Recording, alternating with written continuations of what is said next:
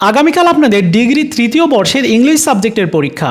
আমি জানি এই মুহূর্তে প্রত্যেক শিক্ষার্থীর মাথার উপর দিয়ে কী যাচ্ছে এবং প্রত্যেক শিক্ষার্থী চিন্তিত যে কি করব, পাস করব তো, রাইটিং পার্টে কিভাবে লিখব, গ্রামারে ফুল মার্কস পাবো তো, এরকম হাজারো প্রশ্ন আপনার মাথার মধ্যে রয়েছে। একদমই চিন্তা করবেন না। আজকের এই ভিডিওতে আমি শেয়ার করতে চাই আপনাদের শেষ মুহূর্তের এমন কিছু শর্টকাট টেকনিক, স্পেশাল রুলস এবং সাজেশন, যা ফলো করলে মাত্র কয়েক ঘন্টার মধ্যে বা কয়েক ঘন্টার প্রস্তুতিতে আপনি ভালো মার্কস পাওয়ার পাশাপাশি এই সাবজেক্টে অন্তত কেউ ফেল করবেন না। তো চলুন, খুব বেশি কথা বাড়াবো না, শুরু করা যাক। প্রথমে আমি সাজেশনটা একটু দিয়ে দিই, যেটা শর্ট সাজেশন এই ভিডিওর প্রথম পিন কমেন্টসে দেওয়া রয়েছে। একদম শেষ মুহূর্তের প্রস্তুতি হিসাবে প্রথম যে প্যাসেজটা রয়েছে এটা পড়বেন এবং 4 নাম্বার প্যাসেজটা পড়বেন। প্যারাগ্রাফের মধ্যে রয়েছে ট্রি প্ল্যান্টেশন গুরুত্বপূর্ণ, রূপপুর নিউক্লিয়ার পাওয়ার প্ল্যান্ট, এই দুইটা পড়বেন। লোডশেডিং, ডিফরেস্টেশন পড়বেন। রিপোর্টের মধ্যে রয়েছে দুইটা রিপোর্ট পড়বেন, একটা হচ্ছে ড্রাগ অ্যাডিকশন, আরেকটা হচ্ছে ডেঙ্গু ফিভার, দুইটা পড়বেন। তারপর ইনফর্মাল লেটারের ক্ষেত্রে আপনি এখানে দ্বিতীয় নাম্বার যে লেটারটা রয়েছে এইটা পড়বেন। অ্যাপ্লিকেশনের মধ্যে প্রথম অ্যাপ্লিকেশনটা পড়বেন। এরপর 14 নাম্বার এসের মধ্যে একদম 4 নাম্বার যে এসেটা রয়েছে এইটা পড়বেন এবং প্যাট্রিজম পড়বেন। তারপর অ্যাম্প্লিফিকেশনের মধ্যে সবগুলো পড়ার চেষ্টা করবেন, একটু দেখে যাওয়ার। ডায়লগের মধ্যে সবচেয়ে বেশি গুরুত্বপূর্ণ প্রথমটা বেশি গুরুত্বপূর্ণ, তারপর রয়েছে হচ্ছে 3 নাম্বারটা গুরুত্বপূর্ণ। এরপর পোস্টারের মধ্যে যদি বলি তাহলে ডেঙ্গু ফিভার নিয়ে যে পোস্টারটা রয়েছে এটা গুরুত্বপূর্ণ এবং ছোট বাচ্চাদের মোবাইল ফোন ইউজ সম্পর্কে যেটা রয়েছে এইটাও গুরুত্বপূর্ণ। এই দুইটা এবং ড্রাগ অ্যাডিকশনটাও একটু গুরুত্বপূর্ণ, দেখে যাওয়ার চেষ্টা করবেন। মানে এই দুইটা ভালো করে পড়বেন এবং লাস্টে ড্রাগ অ্যাডিকশনটা দেখে যাবেন।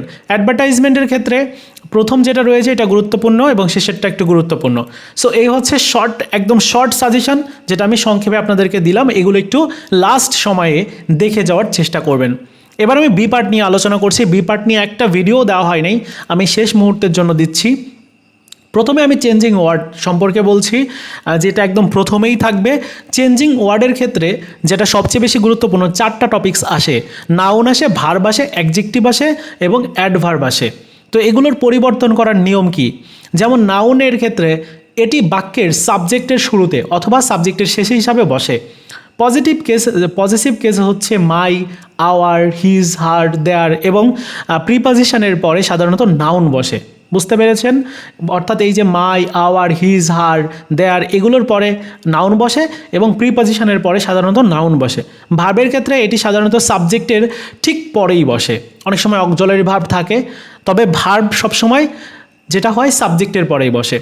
এদিকে অ্যাডজেক্টিভের ক্ষেত্রে দোষ, গুণ, অবস্থা, এটি নাউনের ঠিক আগে বসে তার গুণ প্রকাশ করে বা দোষ প্রকাশ করে। এছাড়া এম, ইজ, আর, ওয়াজ, ওয়ারের পরে বসে। এরপর হচ্ছে অ্যাডভার্ব, এটি মূলত অ্যাডজেক্টিভ বা ভার্বের মডিফায়ার করে। এটি বাক্যের একদম শেষে বা শুরুতে বসে। বুঝতে পেরেছেন? অ্যাডভার্ব হচ্ছে এরকম। এরপর হচ্ছে এই যে নাউন চেনার উপায় কি, এখানে বেশ কিছু নিয়ম দেওয়া আছে, আপনারা স্ক্রিনশট দিয়ে নেন, কারণ এগুলো তো প্রিমিয়াম সাজেশন। সো এগুলো নিয়মগুলো শুধুমাত্র যারা পারচেস করেছে তাদেরকেই দেওয়া হয়েছে। শেষ সময় যেহেতু এই জন্য আপনাদেরকে একটু দেখিয়ে দিচ্ছি। অ্যাডজেক্টিভ চেনার উপায় রয়েছে, ভার্ব চেনার উপায় রয়েছে, এগুলো যারা পড়েছে তারা প্রত্যেকেই এই চেঞ্জিং সেন্টেন্সটা বা চেঞ্জিং যে ওয়ার্ড রয়েছে এটা পারবে। এবার আমি চলে যাচ্ছি রাইট ফর্ম অফ ভার্বস। খুব বেশি টাইম নিব না, কারণ পরীক্ষার জন্য সবাই প্রস্তুতি নিচ্ছে। রাইট ফর্ম অফ ভার্বসের মধ্যে থেকে আপনাকে প্রথম যে নিয়মটা রয়েছে, yesterday, ago, long ago, last night, তারপর ইয়ার, অনস, তারপর রয়েছে ইন দোজ, দেয়ার, তারপর বিফোর, এগুলো থাকলে পাস্ট ইনডিফিনাইট টেন্স হয়, অর্থাৎ ভার্বের পরে পাস্ট ফর্ম বসে। একটা এখানে উদাহরণ দিয়ে বোঝানো হয়েছে যে আই রিসিভ ইউর লেটার। এই যে রিসিপ্টটার হচ্ছে পাস্ট ফর্ম বসবে, তাহলে রিসিপ্টের পাস্ট ফর্ম হবে রিসিপ্ট। বুঝতে পেরেছেন? অ্যান্সারের এখানে দেখতে পাচ্ছেন যে এরকম হবে পাস্ট ফর্ম। সো যেভাবে সেন্টেন্সটা কোন টেন্সে দেওয়া আছে, এই যে যদি এইগুলা থাকে, যেমন অতীত বোঝাচ্ছে, অতীত বোঝালে সেটি কিন্তু পাস্ট টেন্সে চলে যাবে। পাস্ট টেন্সে গেলেই ভার্বের সাথে ভার্ব দেওয়া থাকবে, এই যে এরকম ব্র্যাকেটে ভার্ব দেওয়া থাকবে। ভার্বের সাথে শুধুমাত্র কী দিতে হবে? ওই ভার্বের টেন্স অনুযায়ী ফর্ম দিতে হবে। এরপর নিয়ম 2, নাও, অর্থাৎ বর্তমানে চলে আসছে এবার। Now, at this time, day by day, তারপর প্রেজেন্ট কন্টিনিউয়াস টেন্স হয়। এবার এগুলো থাকলে অর্থাৎ এম, ইজ, আর ভার্বের সাথে আইএনজি বসে। সেক্ষেত্রে এই যে এরকম ভার্ব যদি থাকে তাহলে এগুলোর সাথে আইএনজি বসবে এবং সাথে কিন্তু অ্যাম ইজ আর এগুলো বসবে, মানে সেন্টেন্স অনুযায়ী। যদি সাবজেক্ট যদি থার্ড পারসন সিঙ্গুলার নাম্বার হয়, তারপর সাবজেক্ট যদি প্লুরাল হয়, সেক্ষেত্রে কিন্তু আলাদা এভাবে কিন্তু আপনাকে দিতে হবে। এরপর হচ্ছে বিশেষ কিছু ফ্রেজের ব্যবহার, যেমন উড ইউ মাইন্ড, তারপর look forward to, with a view, এরকম যদি থাকে সেই ক্ষেত্রে আপনাকে ভার্বের সাথে আইএনজি যুক্ত করতে হবে। এবং অবাস্তব বা ইচ্ছা বা শর্ত যেগুলো রয়েছে, এগুলো যারা পড়েছে তাদের প্রত্যেকেই আমার মনে হয় যে ভার্বে তাদের সমস্যা হবে না, মানে তারা গ্রামার পার্টে খুব ভালো হবে। সো রাইট ফর্ম ভার্ব গেল। এবার হচ্ছে সুইটেবল ওয়ার্ড। আচ্ছা, এগুলো কেন আমি শেষ মুহূর্তে বলছি, এগুলো স্পেশালি যেগুলো পরীক্ষাতে আসে, মানে ওই নিয়মগুলো শুধুমাত্র দেওয়া হয়েছে। এই যে সুইটেবল ওয়ার্ড, ভার্বের কি এত, এই কয়েকটা নিয়ম, ভার্বের তো অনেক নিয়ম আছে। সো আমি শুধুমাত্র দিয়েছি কোনগুলো, যেগুলো হচ্ছে পরীক্ষাতে বেশি আসছে, অনেকবার যেগুলো আসছে সেগুলোর উপরে দেওয়া হয়েছে। তো যাই হোক, সুইটেবল ওয়ার্ডের ক্ষেত্রে সুইটেবল ওয়ার্ডটা কিন্তু খুবই কঠিন, যেখানে ব্যবহার করতে হয়। এই যে খেয়াল করুন, বলা হচ্ছে যে two dot dot dot two, এর নিয়মটা কি? এটার নিয়ম হচ্ছে বাক্যে যদি শূন্যস্থানের আগে টু প্লাস অ্যাডজেক্টিভ থাকে, তবে শূন্যস্থানের চোখ বন্ধ করে টু প্লাস ভার্বের পাস্ট ফর্ম বসবে। তো এই সুইটেবল ওয়ার্ডটা কিন্তু খুবই কঠিন, আপনারা চাইলে এখান থেকে দেখতে পারেন অথবা এটা স্কিপ করতে পারেন। পাশাপাশি সর্বশেষ রয়েছে হচ্ছে WH কোশ্চেন। আচ্ছা, WH কোশ্চেনের ক্ষেত্রে যেটা গুরুত্বপূর্ণ সেটি হলো যে আপনাকে বুঝতে হবে যে এখানে আসলে অক্সিলারি ভার্ব দেওয়া আছে, নাকি এখানে WH শব্দ দেওয়া যাবে নাকি দেওয়া যাবে না। যেমন এইখানে দেখুন সেন্টেন্স তৈরি করেছে, he is going to Dhaka. এটার নিয়মটা কি? এই নিয়মটা হচ্ছে যদি বাক্যে am, is, are, was, were, have, has, had, can, will এগুলো যদি থাকে, সেই ভার্বের সাথে WH এর পরেই বসবে।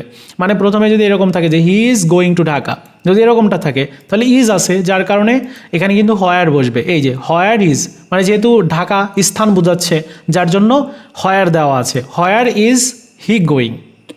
সেম অনুরূপভাবে ডু এর ব্যবহার কীরকম? বাক্যে যদি অক্সিলারি ভার্ব নেই এবং মূল ভার্বটি সাধারণ রূপে অর্থাৎ ভার্বের প্রেজেন্ট টেন্সে আছে, যদি প্রেজেন্ট ফর্মে থাকে তাহলে ডু বসবে, আর যদি পাস্ট ফর্মে থাকে তাহলে কি বসবে? ডিড বসবে। আর যদি subject third person singular number হয় তার সাথে কি বসবে? ডাজ বসবে। তো এইগুলো কিভাবে দেখুন, এখানে লেখা আছে যে দে প্লে ফুটবল, এখানে কিন্তু অক্সিলারি নাই, শুধুমাত্র ভার্ব দেওয়া আছে, প্লে দেওয়া আছে। সো এইটাকে WH করেছে কিভাবে? What do they play. দেখতে পেরেছেন? মানে কি খেলছে তারা? এই যে ফুটবল খেলছে তারা, তারা কি খেলছে? হট ডু দে প্লে, কি খেলছে তারা? এই হচ্ছে প্রশ্ন করা। এরপর হচ্ছে মূল ভার্বের সাথে এস বা ইএস যুক্ত করা। ওই যে সাবজেক্ট যদি থার্ড পারসন সিঙ্গুলার নাম্বার হয় সেক্ষেত্রে এই যে এইখানে বলা হয়েছে যে ডাজ বসবে, তখন মূল ভার্বের সাথে এস বা ইএস কাটা যাবে। সো সেক্ষেত্রে যে এরকম যে শি লাইকস টি, এই যে লাইকস আছে এটার কোশ্চেনটা কী করতে হবে? হোয়াট ডাজ শি লাইক, মানে কি সে পছন্দ করে, সে যে চা পছন্দ করে, কি পছন্দ করে। এরপর হচ্ছে মূল ভার্বের পাস্ট ফর্ম, যেখানে ডিড বসবে, ওই যে একটু আগে বললাম ডিড বসবে। যেমন হি রোট এ লেটার, মানে রাইটের পাস্ট ফর্ম হচ্ছে রোট, তো এই রোটের পাস্ট ফর্ম হওয়ার কারণে কি বসলো? হোয়াট ডিড হি রাইট, সে কী লেখে, সে কী লিখেছিল, হোয়াট ডিড, এরকম হবে। এরপর এখানে গুরুত্বপূর্ণ কিছু চেনার উপায় দেওয়া হয়েছে, সো আপনারা এগুলো চাইলে দেখে নিতে পারেন বা স্ক্রিনশট দিতে পারেন। এখন সর্বশেষ যে বিষয়টা নিয়ে কথা হচ্ছে সেটি হচ্ছে যে আপনাদের আরও যেগুলো থাকে, যেমন পাঞ্চুয়েশন থাকে, তারপর বাংলা অনুবাদ করতে হয়, বাংলায় দেওয়া থাকে সেগুলোকে আবার ইংরেজিতে রূপান্তর করতে হয়, তারপর আবার থাকে হচ্ছে সিনোনিয়ম, অ্যান্টোনিয়মস থাকে।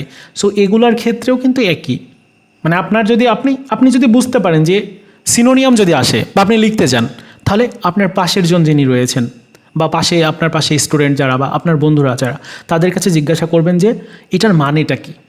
যদি একজনের কাছে আপনি জানতে চান, সে যদি বলে, তাহলে এটা যদি কনফিউশন মনে হয় তাহলে আপনি আর পেছনের জনের কাছে শুনতে পারেন বা সাইডে, মানে এটা হচ্ছে আপনি সংক্ষেপে, যদি আপনি না জানেন সেক্ষেত্রে এটা করণীয়। সো গ্রামার পার্টটা হচ্ছে সবচেয়ে বেশি গুরুত্বপূর্ণ। গ্রামার পার্টে যারা ভালো করবে তাদের রেজাল্টও ভালো হবে। আর পাস করার ক্ষেত্রে গ্রামার পার্টটা কিন্তু খুব জরুরি। গ্রামারে একটা ভুল করবেন, একটা কাটা যাবে, মানে 1 মার্ক কাটা যাবে, আরেকটা সঠিক করবেন, সেটির উত্তর হবে, মানে সঠিক হবে। আর যেহেতু এই গ্রামার পার্টে সহজে করা যায়, মানে আপনার ভার্ব যদি আসে, এই 4টা ভার্ব আসবে, 4টা ভার্বকে চেঞ্জ করতে হবে, কতটুকু সময় লাগবে আপনি পারেন তাহলে দেখবেন যে এখানে 5 মিনিট টাইম লাগছে, মানে লিটারেলি এরকম হয়। যাই হোক, আপনারা শেষ মুহূর্তে এসে যেগুলো আপনাদেরকে বললাম যে একদম মাথা ঠান্ডা রেখে পরীক্ষা দিবেন, কোনো চিন্তা করবেন না যে পাস করবেন কিনা ফেল করবেন কিনা, মানে এখনই এগুলো চিন্তা করার কী বিষয়। আগামীকাল পরীক্ষা দেন, কমন যদি না আসে, কমন আসার সম্ভাবনা খুব বেশি নাই। আমাদের যে সাজেশান রয়েছে এই সাজেশান থেকে হুবহু যে দেওয়া হবে এমন না, কিছু কিছু প্রশ্ন দেওয়া হতে পারে অথবা নাও দেওয়া হতে পারে। তার মানে এই না যে আপনি ইংরেজিতে ফেল করবেন। যেভাবে দেখালাম, যেভাবে বললাম, সেভাবে যদি আপনি একটু অন্য কারো সাহায্য নিয়েও আপনি একটু লেখেন তাহলে মার্কসটা কিন্তু ফুল পাওয়া যায়। তো এই ছিল ভিডিও, দেখা হচ্ছে নতুন ভিডিওতে।